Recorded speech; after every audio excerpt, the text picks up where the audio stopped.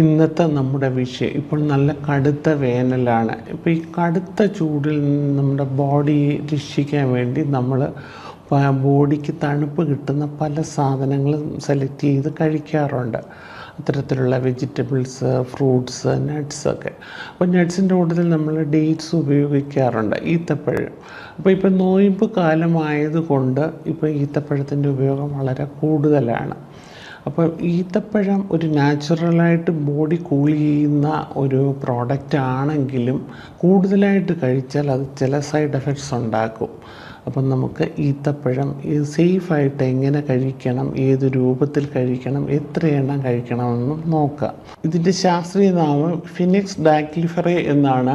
അതായത് ഇത് അരക്കേഷ്യ ഫാമിലിയിൽപ്പെട്ടതാണ്. നേരത്തെ ഗൾഫ് കൺട്രീസിലൊക്കെയാണ് കൂടുതലായിട്ട് ഉണ്ടായിക്കൊണ്ടിരുന്നത്. അതായത് ഈ കടുത്ത ചൂടിൽ അവിടെ കൂട്ടമായിട്ട് മരുഭൂമികളിൽ ഇത് വളർന്നുകൊണ്ടിരുന്നു. അവിടെ നിന്നാണ് നമുക്കിത് കിട്ടിക്കൊണ്ടിരുന്നത്. ഇതിൻ്റെ ഒറിജിൻ എന്ന് പറയുന്നത് മിഡിൽ ഈസ്റ്റ്, പിന്നെ അതുപോലെ നോർത്ത് ആഫ്രിക്ക ഒക്കെയാണ് ഹിസ്റ്ററി പറയുന്നത്. അവിടെ നിന്നുമാണ് ഇത് എത്തിയതെന്നാണ്. ഇപ്പം നമ്മുടെ കേരളത്തിൽ പല ഭാഗത്തും കാണുന്നുണ്ട്. വയനാട്ടിൽ ഇപ്പം ഇത് നിൽക്കുന്ന കുറച്ച് വീഡിയോസൊക്കെ കണ്ടിരുന്നു. നന്നായിട്ട് വളർന്നിട്ടുണ്ട്. അതായത് കേരളത്തിൻ്റെ കാലാവസ്ഥയിൽ വന്ന മാറ്റമാകാം ഇതിനുള്ള മെയിൻ കാരണം. അപ്പം എന്നിരുന്നാലും ഈത്തപ്പഴം നമുക്ക് വളരെയധികം പ്രിയപ്പെട്ട ഒരു നാച്ചുറൽ പ്രോഡക്റ്റ് തന്നെയാണ്. കാരണം ഇത് നാച്ചുറൽ ഷുഗറാണുള്ളത്. അപ്പം നമുക്ക് സേഫായിട്ട് കഴിക്കാം. അപ്പം നമുക്ക് ഇന്ന് അതിൻ്റെ ഡീറ്റെയിൽസ് എന്തൊക്കെയാണെന്ന് നോക്കാം.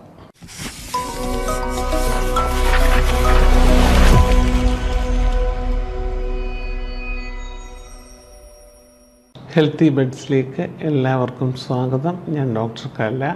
അപ്പം നമ്മൾ ഈത്തപ്പഴത്തെക്കുറിച്ചാണ് പറഞ്ഞുകൊണ്ടിരിക്കുന്നത്.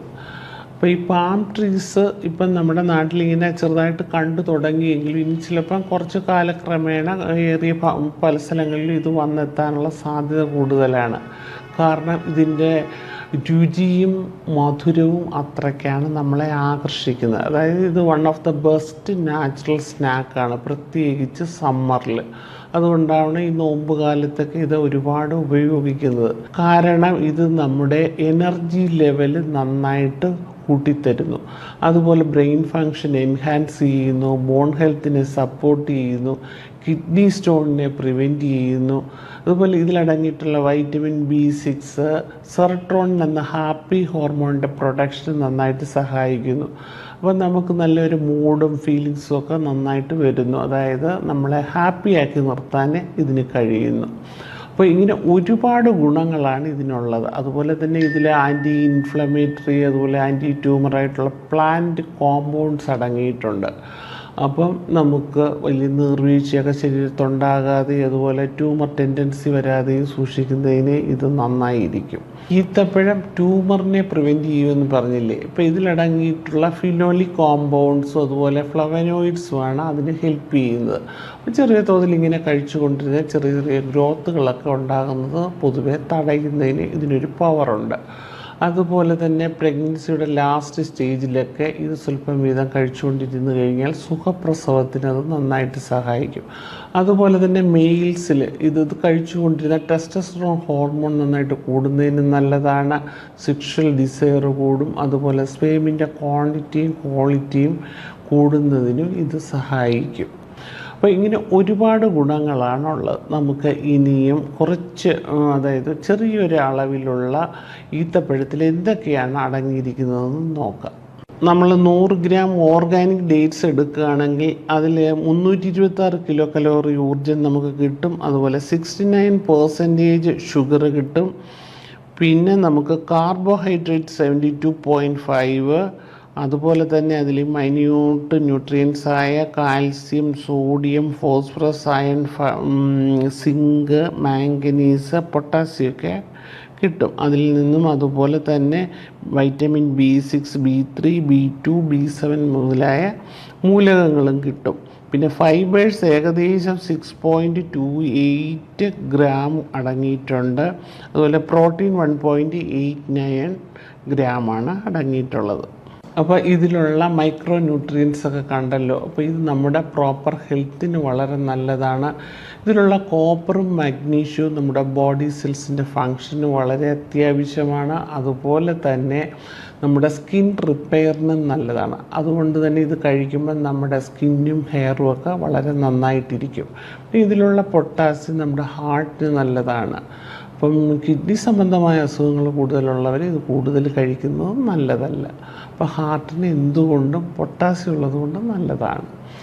പിന്നെ വെയിറ്റ് ലോസ് എടുക്കുന്നവർ, അതായത് വെയിറ്റ് ലോസിന് വേണ്ടി മെഡിറ്ററേനിയൻ ഡയറ്റ് കാർബൊക്കെ ഫോളോ ചെയ്യുന്നവരില്ലേ, അവർക്ക് ഇത് ചെറിയ തോതിൽ എടുക്കുന്നത് എന്തുകൊണ്ടും നല്ലതാണ്.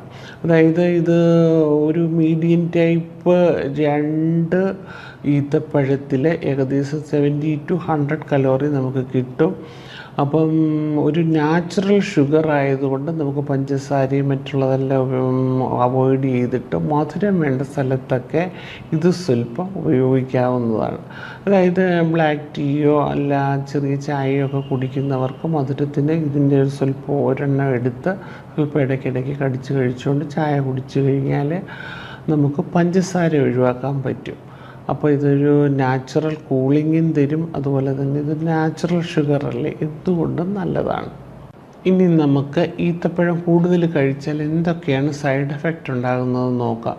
ഈത്തപ്പഴം ശരിക്കും കുറച്ച് മാത്രമേ കഴിക്കാൻ പാടുള്ളൂ. അതിൽ ഡെയിലി കഴിക്കേണ്ട അളവ് ഒരു 1 to 2, അതായത് ഒരു ആവറേജ് ടൈപ്പ് ആണെങ്കിൽ 2 എണ്ണം വെച്ച് കഴിക്കാം. വലിയ സൈസിലുള്ളതാണെങ്കിൽ 1 എണ്ണം വെച്ച് ഡെയിലി എടുക്കുന്നതായിരിക്കും നല്ലത്.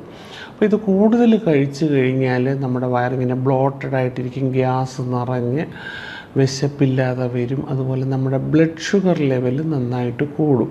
പിന്നെ ഇൻഡൈജഷൻ ഉണ്ടാകാനും ഇത് കാരണമാവും. എന്നിട്ട് നമുക്ക് വിശപ്പില്ലാത്തൊരവസ്ഥ വരുന്നു. ചിലർക്ക് ഇത് ലൂസ് മോഷൻ ഉണ്ടാക്കാറുണ്ട്. പിന്നെ അതുപോലെ തന്നെ ഇത് കൂടുതൽ കഴിച്ചു കഴിഞ്ഞാൽ വെയിറ്റ് ഇൻക്രീസ് ചെയ്യുന്നൊരവസ്ഥയും, അതായത് ഇതിനകത്ത് ഷുഗർ കണ്ടൻറ്റ് കൂടുതലുണ്ട്, പിന്നെ രുചി കണ്ടുകൊണ്ട് ചിലർ കൂടുതൽ കഴിക്കും. അപ്പോൾ അവർക്ക് വെയിറ്റ് നന്നായിട്ട് കൂടുന്നൊരവസ്ഥ ഉണ്ടാകാറുണ്ട്. പിന്നെ ചിലർക്ക് ഇത് കഴിക്കുമ്പം നെഞ്ചരിച്ചിലുണ്ടാവാറുണ്ട്. അതായത് ഒന്നെടുത്താൽ പോലും ഈന്തപ്പഴം ചെന്ന് കഴിഞ്ഞാൽ നെഞ്ചുരുകുന്നു എന്ന് പറയുന്ന ആൾക്കാരുണ്ട്. അപ്പോൾ അത്തരക്കാർ ഇത് കഴിച്ച ഉടനെ സ്വല്പം വെള്ളം കുടിക്കുക. സാധാരണ ഈത്തപ്പഴം കഴിച്ച ഉടനെ വെള്ളം കുടിക്കരുതെന്നാണ് പറയുന്നത്. ഈത്തപ്പഴം കഴിച്ച് ഒരു അരമണിക്കൂറിന് ശേഷം മാത്രമാണ് വെള്ളം കുടിക്കേണ്ടത്. അപ്പം നെഞ്ചുരുക്കമുള്ളവർ മാത്രം ഉടനെ തന്നെ സ്വല്പം വെള്ളം കൂടി കുടിക്കുക. ഇനി ഇത് ഉപയോഗിക്കേണ്ട രീതി എങ്ങനെയാണെന്ന്, അപ്പോൾ ഇത് പല രൂപത്തിൽ നമുക്ക് വാങ്ങിക്കാൻ കിട്ടും. സിറപ്പായിട്ട് കിട്ടും, പലതിലും ചേർത്ത് കിട്ടും, അതുപോലെ തന്നെ ഇത് റോയായിട്ട് കിട്ടും. പിന്നെ ഇത് സീസൺ ചെയ്തെടുക്കുന്ന ടൈപ്പുണ്ട്, ശർക്കര പാനിയൊക്കെ ചേർത്ത്. ഏറ്റവും നല്ലത് നമുക്ക് നന്നായിട്ട് ഉണക്കി വരുന്ന ഈത്തപ്പഴം തന്നെയാണ്. പിന്നെ പഴുത്ത് വരുന്ന പരുവത്തിലുള്ളത് നമുക്ക് കിട്ടില്ലല്ലോ, ആ രൂപത്തിൽ കിട്ടിയാൽ അതും നല്ലതാണ്. അത് ചെറിയ കൊച്ചങ്ങയുടെ, അതായത് ചെറിയ തേങ്ങയുടെ ചെറിയ വെള്ളക്കയില്ലേ, അതിൻ്റെ ചെറിയ സൈസിൽ ഇങ്ങനെ ഇരിക്കും, നല്ല മഞ്ഞ കളറിൽ. അപ്പോൾ അതിങ്ങനെ കടിച്ച് കറുമുറ നല്ല ഒരു പ്രത്യേക ഫ്രഷായിട്ട് നല്ല ടെൻഡറായിട്ടിരിക്കും. അത് കഴിക്കാൻ വളരെ നല്ലതാണ്. അപ്പോൾ ഏതായാലും അളവ് കൂടാൻ പാടില്ല. 2 എണ്ണത്തിൽ കൂടുതൽ ഡെയിലി കഴിക്കുന്നവർ ആ അളവ് പ്രത്യേകം ശ്രദ്ധിച്ച് കഴിക്കും.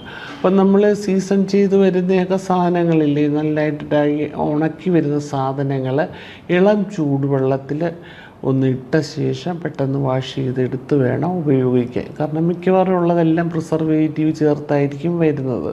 അപ്പോൾ ഇന്ന് ഈത്തപ്പഴത്തിൻ്റെ ഡീറ്റെയിൽസാണ് ഞാൻ പറഞ്ഞത്. അപ്പം തീർച്ചയായിട്ടും ഈത്തപ്പഴം നല്ലതാണ്, ചെറിയ അളവിൽ വേണ്ട രീതിയിൽ ഉപയോഗിച്ചാൽ. അപ്പം നമ്മൾ ശരിക്കും ഫ്രൂട്ട് സലാഡിൻ്റെയൊക്കെ കൂടെ ചേർത്ത് സമ്മറിൽ ഇങ്ങനെ കഴിക്കുമ്പം എണ്ണം പ്രത്യേകം ശ്രദ്ധിക്കുക. അപ്പോൾ എല്ലാവരും ഒരുപാട് അരിഞ്ഞിടും നല്ലതാണെന്ന് കരുതി, അതായത് അയൺ കണ്ടൻറ്റ് കൂടുതലുണ്ട്, അല്ലെങ്കിൽ പെട്ടെന്ന് ക്ഷീണം മാറും, എല്ലാം നല്ലതാണ്. പക്ഷേ അളവ് പ്രത്യേകം ശ്രദ്ധിക്കുക. ആ അളവിൽ മാത്രം എടുത്തു കഴിഞ്ഞാൽ വളരെ നന്നായിരിക്കും. അപ്പം എല്ലാവർക്കും ഇന്നത്തെ വിഷയം ഇഷ്ടപ്പെട്ടു കാണുമെന്ന് വിചാരിക്കുന്നു. വിലയേറിയ അഭിപ്രായങ്ങൾ കമൻറ്റ് ബോക്സിലിടണം. വീണ്ടും കാണാം മറ്റൊരു വിഷയവുമായി നെക്സ്റ്റ് വ്ലോഗിൽ.